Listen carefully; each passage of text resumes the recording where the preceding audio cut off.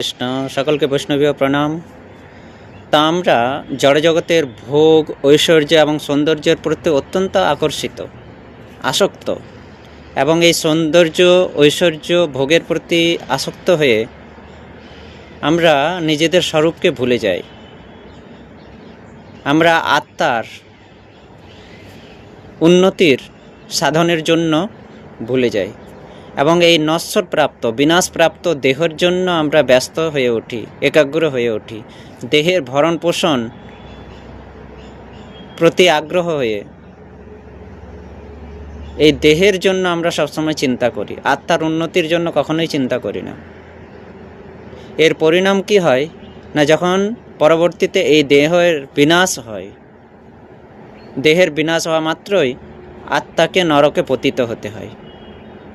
কারণ এই দৈহিক আসক্তির জন্য, জড়জগতের ভোগ, ঐশ্বর্য, সৌন্দর্যের প্রতি আসক্তির জন্য নরকে পতিত হতে হয় আত্মাকে, এবং পুনরায় জন্ম মৃত্যুর কষ্ট ভোগ করতে হয়।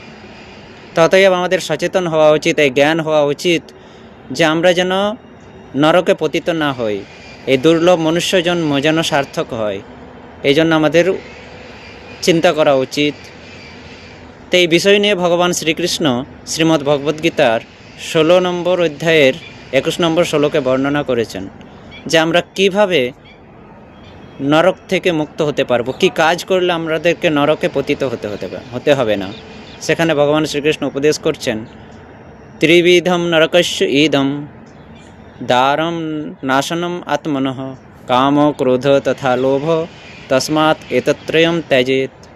অর্থাৎ কাম, ক্রোধ এবং লোভ এই তিনটি নরকের দ্বার, যা আত্মার পতন ঘটায়। অতএব এই তিনটিকে পরিত্যাগ করবে। তো আমাদের এই তিন, কাম, ক্রোধ এবং লোভ, জড়জগতের প্রতি, দেহের প্রতি অত্যন্ত ভোগের জন্য কামনা বাসনা ত্যাগ করতে হবে। এই ভোগ করার জন্য যে লোভ, তার থেকে আমাদেরকে দূরে থাকতে হবে, এবং অন্য জীবাত্মার প্রতি যে আমরা ক্রোধ করি, সেই ক্রোধ থেকে আমাদেরকে মুক্ত হতে হবে।